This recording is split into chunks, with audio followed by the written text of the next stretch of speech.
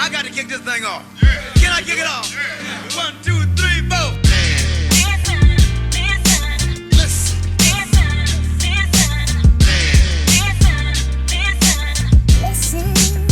Ladies and gentlemen, listen.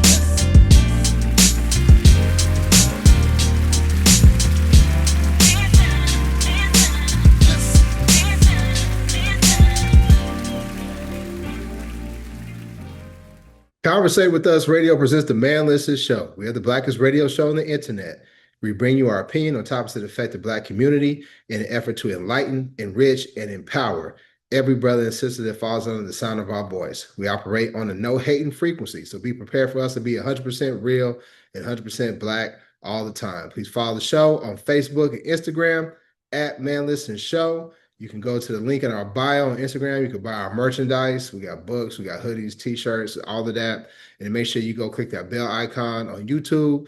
Subscribe to the show. We just made it to 501 subscribers. I know that's low for a show that's been around as long as ours. So that's why we need you to help us build it up. So make sure you go and subscribe to the show so we can keep spreading this good knowledge.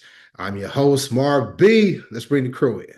It's all bad, man. So, the Supreme Court voted 6-3 on a decision for a case. I believe the name, I'm not sure if I'm going to pronounce the name right. I'm going to say it's Callais, but it's Louisiana versus Callais. So basically, the state of Louisiana, they were trying to create another majority Black district.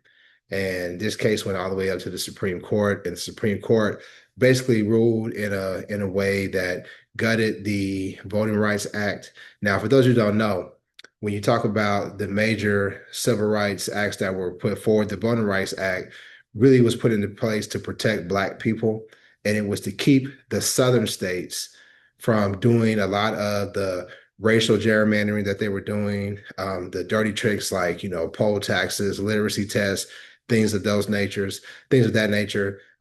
It was to keep them from doing that. Anything that they would try to do to try to limit the Black vote, this law was put into place so that we as Black people were protected.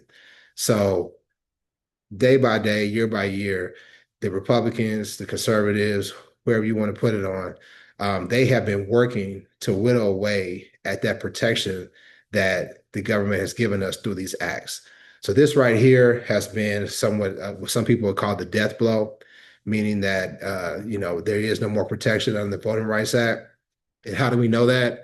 Because those racists, I really hate Black people states like Louisiana, Alabama, Tennessee, they moved immediately to start redrawing the maps to limit Black voters. So what this means is the amount of Black representation that we will have in this country, whether it be on the federal level, state level, even down to school board level, is going to be severely limited, if not wiped away completely. So there's a lot that goes into this. I'm going to go ahead and ask the crew what they thought. I'm going to start off with Arika because this deals with the Constitution. It deals with the Supreme Court. So we're going to start off with our attorney. Arika, when it first happened, what was your thoughts? I mean, par for the course. We knew when he put that Supreme Court in place that some major problems was going to take place. And I mean, Roe v. Wade, they not holding any punches. So, it's unfortunate and it's like a tragedy. But at the same time, this is exactly what their agenda has always been, is to undermine any type of power that disenfranchised groups might hold to prevent us from whatever they have planned next being in opposition to it.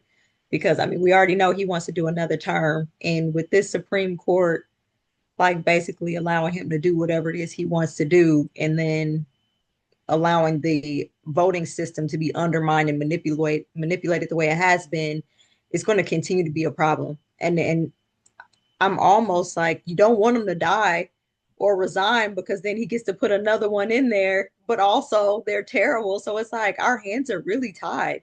And it's like, you don't want him to die because then Vance will be in there. We're in the worst possible position ever. I don't know who was playing the chess game for us, but we are losing. We are down bad. So, it's one of those things where we're really going to have to band together, get these people out of this voter apathy stage that we're in, and make sure that we do something about it. Because Georgia, like you said, the Republicans are like loud about it. They're like, now's not the time to be scared. We need to get out here and redraw these lines and do all this other stuff. They're like, hey, they literally lobbing us the ball. All we got to do is knock it out the park. So that's what they're planning to do. We got to figure out what we're planning to do in opposition with minimal support from the political system, obviously. I would only disagree with you on two things. It's not about targeting disenfranchised people. It's about targeting Black people. That's what they're really going after. And I don't care what anybody else says. It's about going after Black people. That's why when you look at, I've said it before on this show, when Elon was targeting government jobs with this whole Doge BS, that was targeting Black people and primarily Black women. I know so many Black women now who are unemployed, can't find a job, overqualified. If they're not getting hired, AI, I read an article where a lot of companies are putting out BS job positions just so it can look like they're expanding, but really they just, it's nonsense, right? So you got so many Black women, and nobody hates Republicans more than Black women, and they know this. So they're doing everything they can to punish our sisters. So, and I would say that, you said we don't want him to die. When I look on social media, a whole lot of people disagree with you when it comes to that. So I'll just leave that at that. So yeah. Lad, what you think? 86-47. I guess that means, but anyhow, yeah. 45 and 47. Yeah, 45 and 47. But, kind of like what Erika said, and like we've reiterated time and time again, once the court was able to get the makeup that it has, we knew that a lot of this stuff was going to be coming down the pipeline. The thing to me, though, is I've never heard them to be able to fully justify if they say you can't use race and determine it. So then why are you breaking up this district then? Because they're sectioning off these major cities into other areas. And so essentially you'll have some cities that are represented, some within the same school district, not just city. The same school district in the city will be represented by 3 different people in Congress. That makes absolutely zero sense, and they'll be lumped in with these rural people. They're not even similar concerns. They don't have similar mindset, similar things that concern them. So it really doesn't even make sense. So I would just love to hear somebody once ask them what's the justification of it. Not my fear, but I know, just like you said, Marv, they're going to be like, we want to shut down anything for Black people. And that's it. It's not, like you said, disenfranchised folk. It's strictly Black folk. This week I saw Roland Martin had a good thing about everything they're doing specifically to Black people, which, he's a Black man, you see that. But I was actually kind of shocked. I saw Rachel Maddow did one too on her show on MS Now. And, that's the thing is that, Roland Martin speaks to a certain demographic, and those people are already like, yeah, we know exactly what you're talking about. Rachel Maddow goes to a different demographic. And so this is the time where we need that other demographic to be speaking up as well, because it's us, but somebody got to do something, because like you said, we don't have the political system behind us right now, so we really aren't able to do anything alone right now. And I saw something. There's a lot of